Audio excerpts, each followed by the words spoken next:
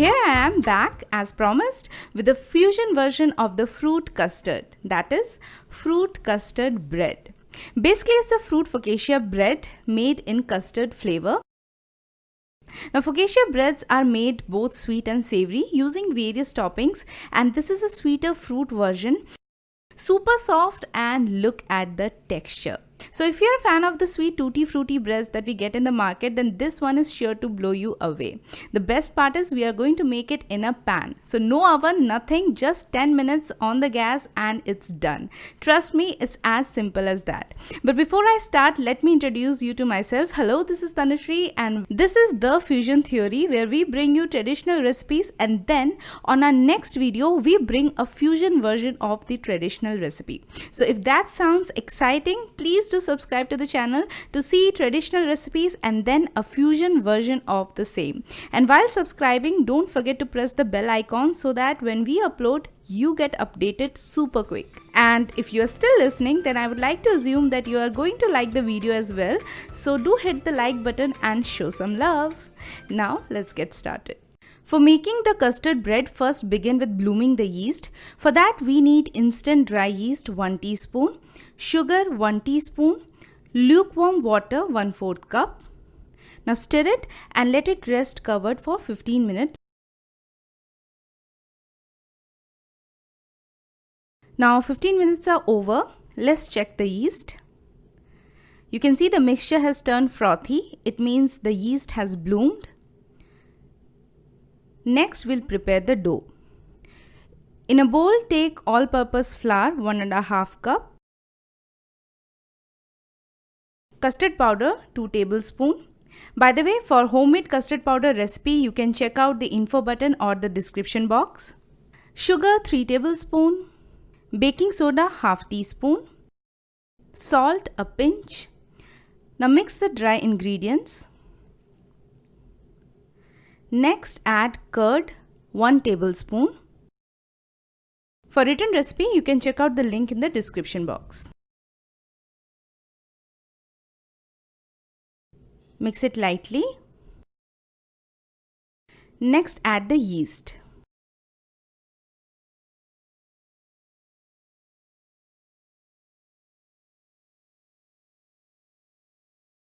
Mix it again.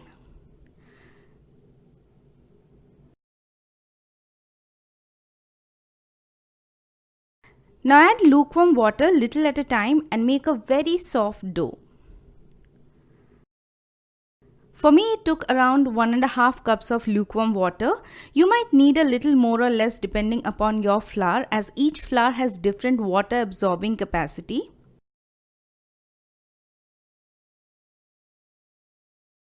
Now take out the dough. I have lightly dusted the surface with some flour.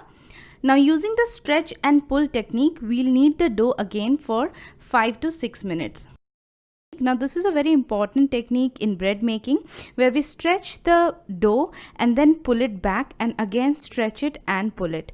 The whole purpose of doing this technique is to develop a protein called gluten, which is found in flour like atta or maida, and it is the protein gluten which is responsible for making your bread soft and stretchy, just like the ones that you get in the market.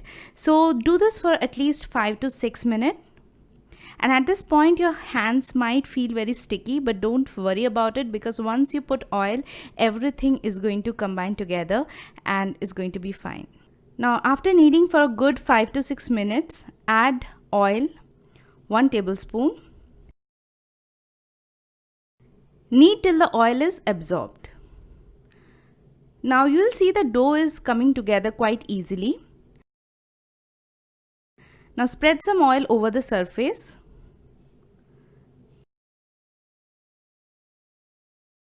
Shape the dough into a ball. Grease the container and place the dough. Leave it inside for at least 1.5 hours for the first rise, or until it doubles up in volume. Meanwhile, I'll clean the mess. So after 1.5 hours, let's check the dough. You can see the dough has doubled in volume. Now punch and knock out the air.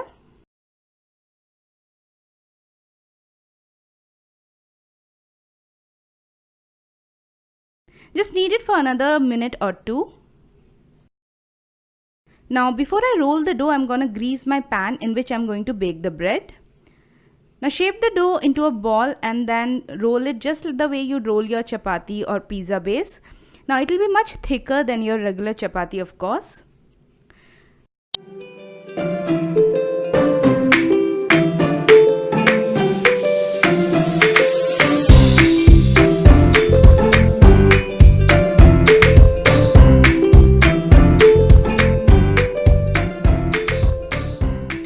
Now roll it according to the size of your pan.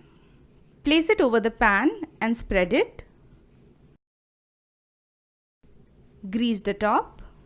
Now focaccia breads are typically pricked with fingers, and I'm also going to do something similar, just a little more creatively using grapes and pomegranate. You can use any fruit of your choice, or even without the fruit, it's just fine. So poke the dough with your finger and place half cut grape in the center and repeat the process.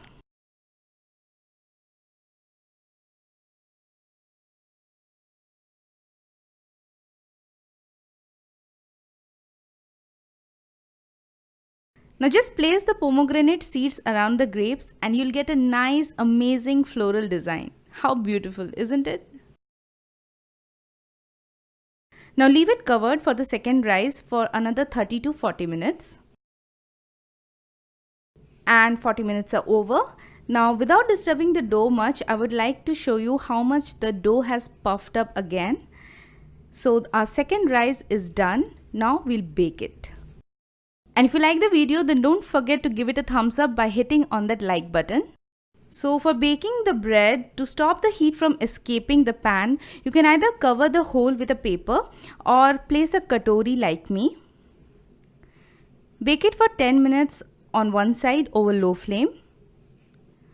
After 10 minutes, flip it and cook the top for another 3 to 4 minutes.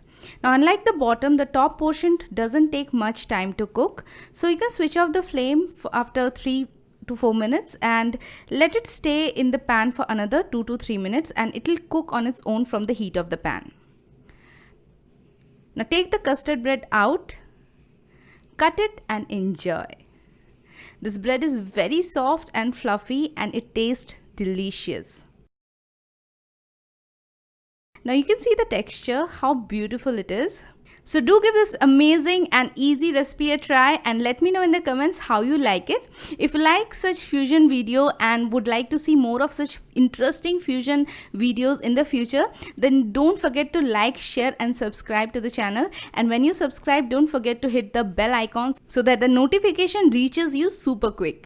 See you next Friday with another interesting and amazing recipe. Until then, happy cooking to you.